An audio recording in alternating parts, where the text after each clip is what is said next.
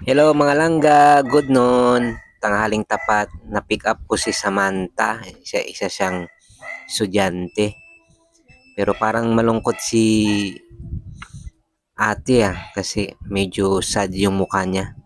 Tara, atid na natin siya sa school niya. Malapit lang to guys. Parang ilang minutes lang to. Kaya let's go!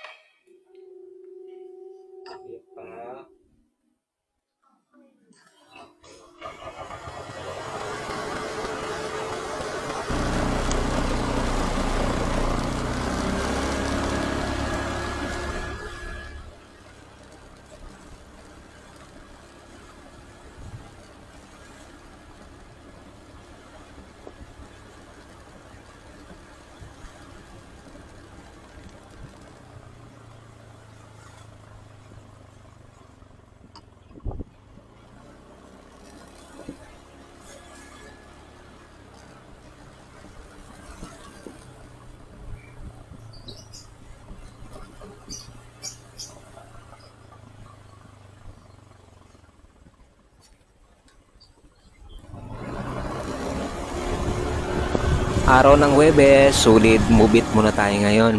Saka na muna tayo maglalamove. Baka bukas na tayo maglalamove.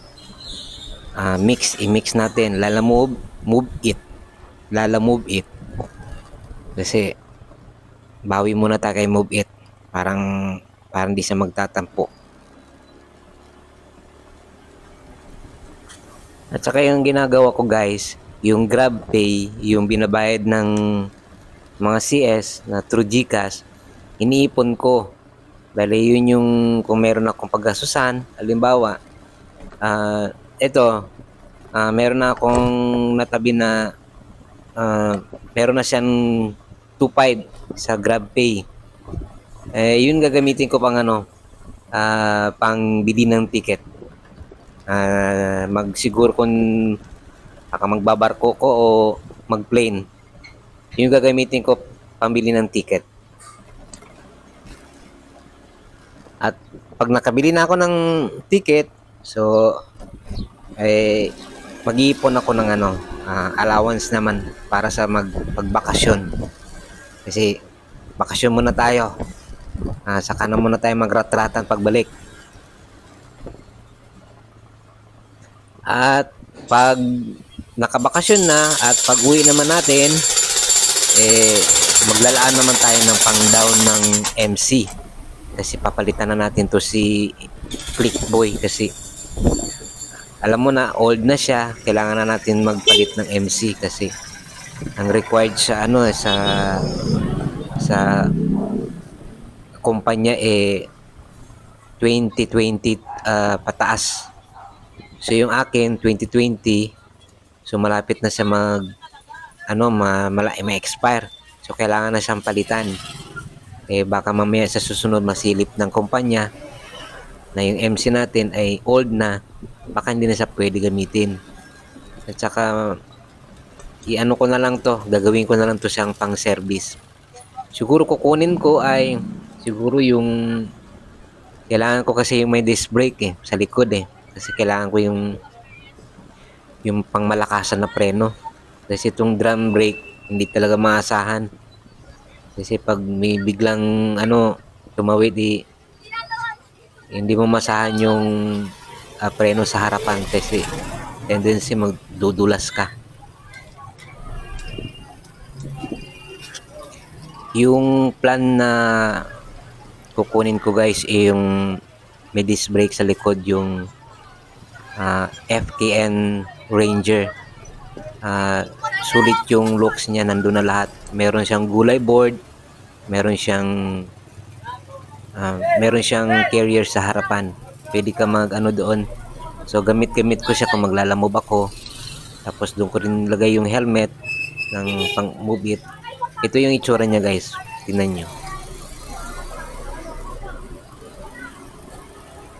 At yung isa, ito yon guys.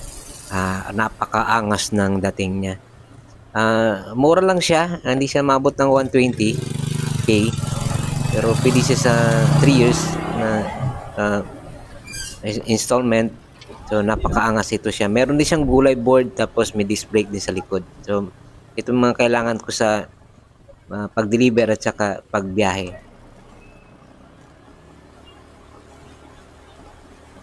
Ayan guys. So, 'di ba? Ganda ng mga disc brake niya. Saka yan talaga kailangan ko. Disc brake talaga.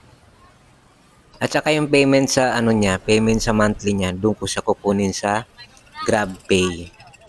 So guys, dito dumating na tayo. So i-drop up na natin si CS. Ayan. Dumating na kami.